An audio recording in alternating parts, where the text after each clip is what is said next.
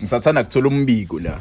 Ngiyazi nonke seniyazi ngalento le. ISAF isathanda kukhipha istatement ukuthi ayikaze ikhokhele i-team iSouth Sudan ukuthi ize la eSouth Africa izodlala neBafana Bafana. Ayikaze bakhokhele amathikithi eBhanoi and futhi ayikaze bakhokhele imali accommodation ukuthi bakwazi ukuhlala khona bezodlala neBafana Bafana. Because ade circulate indaba online kuthiwa iBafana Bafana ibakhokhelile yonke into ibakhokhelile ukuthi bazodlala lapha eCape Town bedlala neBafana Bafana. Bekunama claims kuthiwa iSouth Sudan bingafuna ukuzodlala le match la because vele bese ngaqualifyanga vele yabo. And iBafana Bafana bisiqualifyile already so bebengasiboni isidingo. Ithi iBafana Bafana amanga lawa amamponge ngoba iCAF irequire ukuthi yonke inational team wonke ama-national teams participate kuma-qualifiers each and every game and bayikhokhele ama-flights wabo bayikhokhele futhi ama-accommodation wabo during the whole campaign yabo.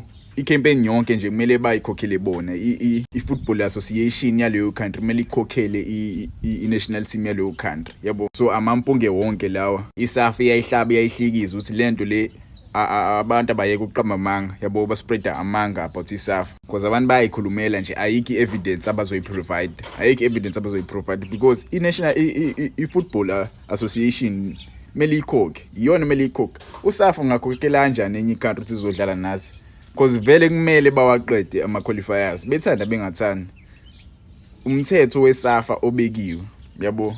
So ingixakile impela lento le and futhi ngizwe kuthiwa beze nabadlali abangaphelele bezodlala lapha eCape Town eSouth Sudan. Izwe nabadlali abangaphelele ade bezodlala because most abadlali babo bahambile bayojoina le squad lesesiyodlala iChan yabo. Nganoma ngiyazi i-tournament ekuthiwa iChan but ngisazochaza ngayo kwenye video.